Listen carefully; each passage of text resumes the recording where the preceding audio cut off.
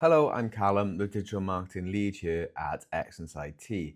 Our partners, Huntress, have recently published their cybersecurity report, and I'm going to cover the phishing email side of this report today. These emails are far more advanced than the ones we all used to receive years ago, with spelling mistakes all over the place, making it glaringly obvious it's a scam.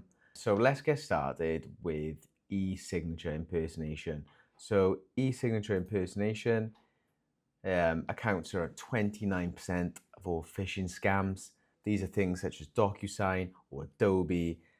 When they're asking you to sign a contract or review a document. So I've put an example up on the screen now. They look very professional. They use real logos and they pressure you using words such as urgent or expires soon. That's how they trick you into clicking. So they use urgency, which makes people rush. And when people rush, they don't think. So next we're going to look at something called image-based content, which accounts for 24%. The whole email is basically one picture with a hidden link, so you can't highlight any text. Everywhere you click will take you to a website. So they use this because it is designed to get around some email security filters. Plus we have an image on the screen that has a QR code. Let's talk about how they account for 8% of phishing emails. So the trick here is people send a QR code on an email and they ask you to scan it, you scan it, and it takes you to a phishing link. That's basically how it works. You fill in your details, blah, blah, blah, you understand. But why are they used? How do they account for 8%? Well, I think it stems back to the pandemic where 5 to 6 years ago, we were introduced to ordering our food and paying for parking through QR code. You'd scan them, take it to the menu, and we'd pay, and that's just how it is. And I think, well, to this day, at the time of recording, we still use QR codes for that reason. They are embedded into everyday life, really, and it's a lot of the time people don't question it. So when they come through, people will scan and will enter their details. But it's not only phishing emails where these are an issue. There was a case a few months ago, and there's been plenty of cases where a big pay and display car park sign had a QR code on it, and it was replaced with a different QR code, which was made by people who had bad intentions, really, and people were scanning that to pay for their parking, obviously going to the cyber criminal. So yeah, they are ones to look out for. Let's talk about other. So other accounts for 21%, and inside of other we have fake shipping notifications, which I'm sure you've all experienced, especially around Black Friday and Christmas, when everyone's expected to be ordering more parcels and Christmas presents. So you will get a lot of these, and they will likely question you because you know you've had something going to be delivered. Please be mindful. These are so common and people do fall for them. Then we also have password resets. So just receiving an email which says you've requested change your password. People actually do fall for these. So very simple. They go in and they rechange the password and the password is gone to the cyber criminal. And prize giveaways. I don't see these as regularly as I used to, maybe looking 5, 6, maybe even 10 years ago now. But people still fall for them. So as you can see on the screen, there's an example of a prize giveaway. You've just won a £100 gift card. People click that, they enter all their details, and there we go.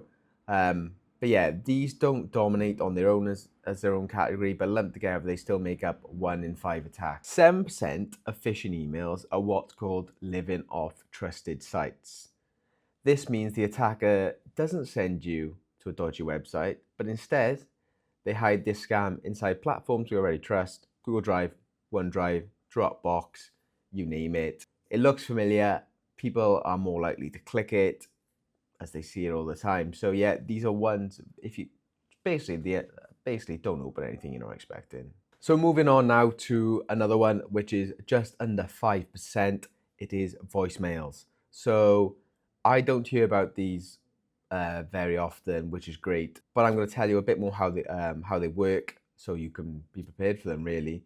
So they come through as an example on screen. So here's an email now which has received you've missed this email voice message. Here is an audio file.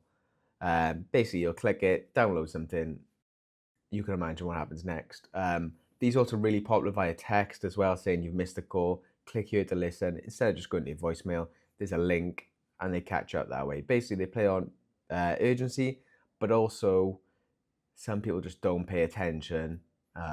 They don't see the bad and they just click. So yeah, one to be aware of. So moving on now to financial documents.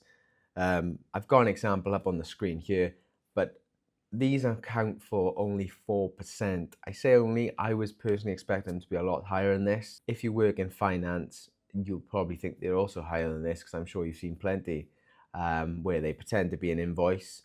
However, if you don't work in finance, I'm sure you've had plenty of requests from PayPal where they're like, oh, you've got an outstanding payment, you need to pay this ASAP. So they rely on really you panicking, being a bit unsure, maybe thinking, oh yeah, I do actually owe money. And that's how they work really.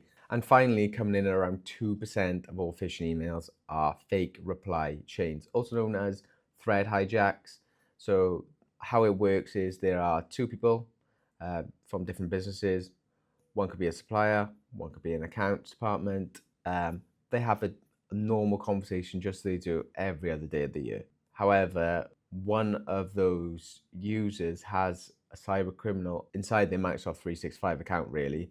And what they do is they'll wait for the right opportunity and then they will use the same writing style. They will use the same sort of words you use and they will email, for example, please could you change the bank details over XYZ? Let me introduce you to Clive. Clive is our new accounts department. Please add him and make sure he has authority to. I'm sure you get where I'm coming from. So yeah, these are really, really dangerous and it does require both parties to be really switched on. If you have software such as Huntress ITDR, which I fully recommend, things like this are less likely to occur because they monitor inside your Microsoft 365. So that's the breakdown from Huntress's 2025 phishing report really. The main thing is to remember that attackers are using smarter tricks than ever before. With the likes of AI and the technology advancing over the last few years, so have cyber criminals really. And that's one reason why we strongly believe that everyone should be using an online cyber awareness training platform and having the right cybersecurity stack in place to protect your business. If you or your team haven't had a phishing awareness training in a while, maybe now's the time to make it a priority, because it only takes one click. And that one click could cost your business thousands. If you made it this far and you're interested in our cybersecurity training platform, check the link in the description for a 14-day free trial. And if you have any questions, please get in touch. I'll leave the details in the description too.